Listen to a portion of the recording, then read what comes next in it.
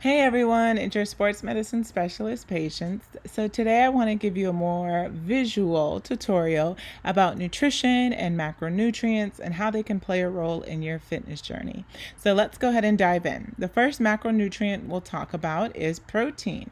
So protein is essential to your body because it aids in your tissue, muscle, collagen, enzymes, antibodies. And so with that, we want to consume anywhere between 3 ounces to 6 ounces. Women typically have 3 ounces, which is the palm size of their hand, and men have 6 ounces. Okay, so double the size. You'll typically find that it's because men are bigger, right? They have more lean tissue, they have more tissue in general.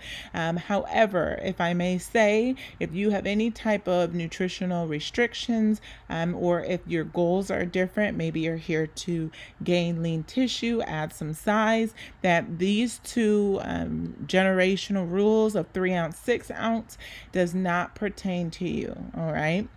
So again, it's not the end all be all, meaning that you will want to consult with your doctor, trainer, or your nutritionist and find out exactly what is essential for you.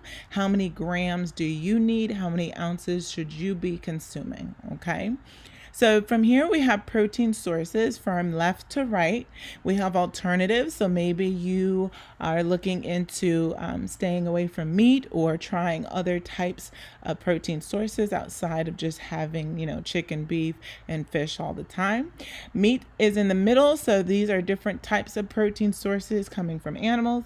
And of course, supplements. So supplements are huge because a lot of times if you have a protein shake or even a meal replacement, on the back of that label, you will find the ingredients and the type of protein that is involved. It'll sometimes say protein concentrates or protein isolates. So this is the difference of the two, and it just gives you a little bit more information so that you have an understanding of what you may be ingesting. Okay. All right, second macronutrient is called carbohydrates. So carbohydrates are a type of sugar and starch. They are used to create energy in the body. They are also essential for the central nervous system, okay? There are two types of carbohydrates. Complex carbs, these are healthy. They are filled with vitamins and minerals and rich in fiber. They're also more natural in sugar. And then you have your simple carbohydrates. These typically will spike the blood levels, the glucose levels. They're also known to be processed and refined sugars. These are not the ones that we typically want to consume too often, okay?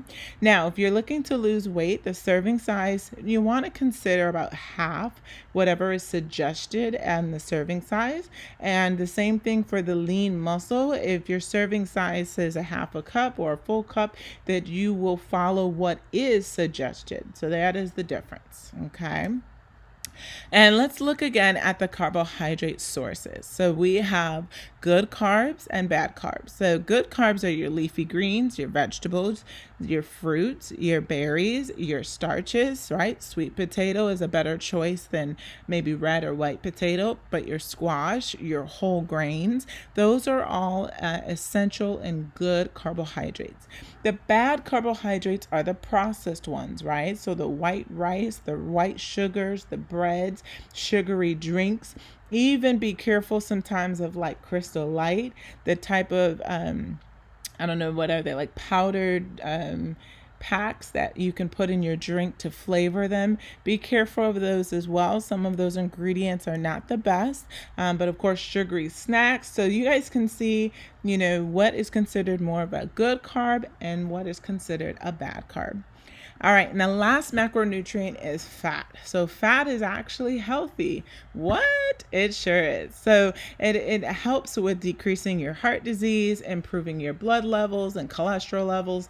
And once again, there are good fats and there are bad fats. So good fats are like your monounsaturated and your polyunsaturated. Your trans fats and your saturated fats are the ones we want to minimize, okay? So once again, for weight loss, consider half the serving size.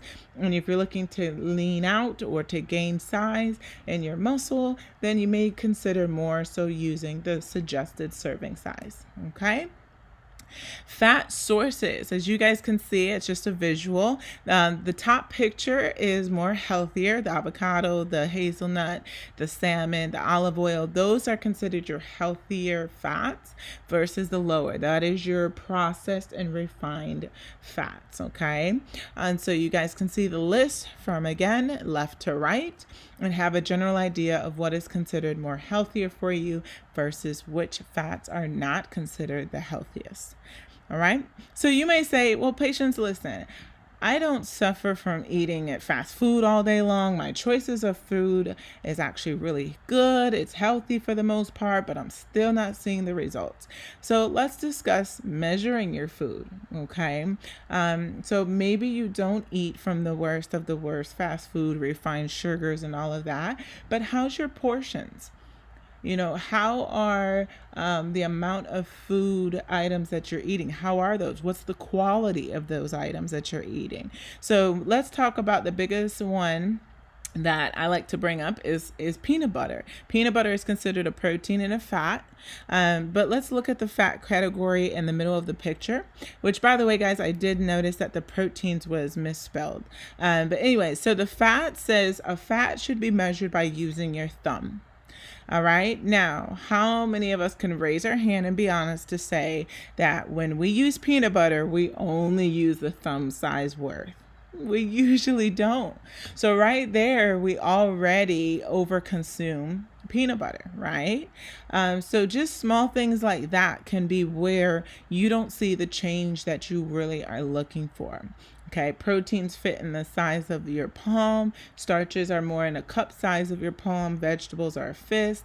So just think of that when you are making your meal. How big is your plate? Right? And then what kind of food combinations are you putting in? Are you using?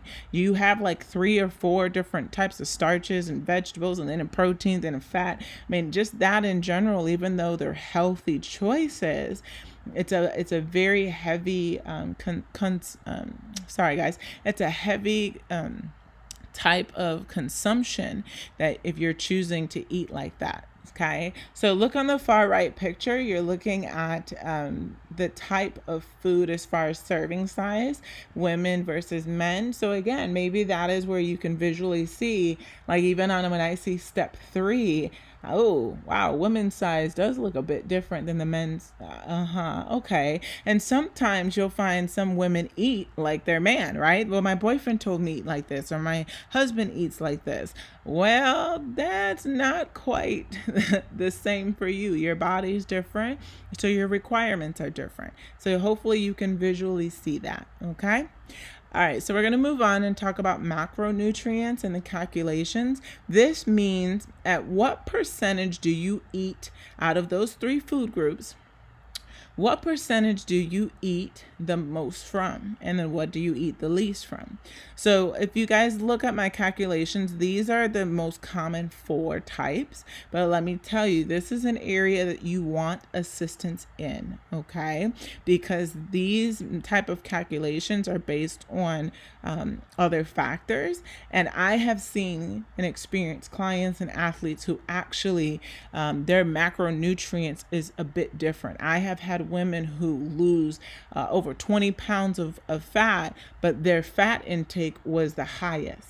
Okay, so please hear me when I say this is not the end all be all as far as your macro calculations. So this is important for you to have assistance in.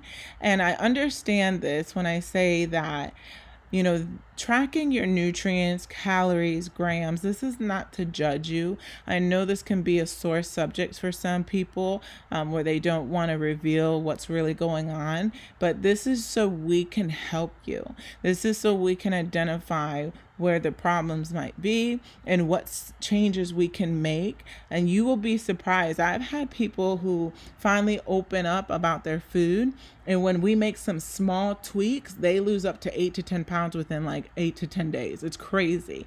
And so I've seen that light bulb kind of go. And I just want to encourage you that please be open and transparent with your trainer or your coach or your nutritionist, and find out, is it coming down to how much of each food group you're eating? Okay. And we'll help you as far as tracking that. We'll help you as far as consuming that. So just be open, transparent about it. Okay. And the last thing is going to be the macronutrient calculation. This is just something that I do for the clients that I have, is that I make sure you understand the percentage, meaning, what percentage of food, of each food group do you get to eat. Calories. Maybe you're somebody who just works better on calories. Just, patients just tell me how many calories a day. So I have that written down. I also have your grams per day. Maybe you prefer to track your food through grams. I also divide it into what you should be eating per meal. Sometimes that's just easier. And then, of course, the amount of calories per meal as well. So I hope this, again, is a way and a door for you to open your ears, open your mind, and be willing to, try what the macronutrient list says, and apply those things. Again, this is not to judge you. This is not to say that you're horrible at eating. It's just to say maybe there's some areas we can tweak to optimize your results. Okay. So hopefully this answers your questions, and it's a nice visual tutorial for you as well. And if you have any questions, feel free to email me, and I look forward to seeing you guys as well. All right. Keep pressing forward to those journeys that you have.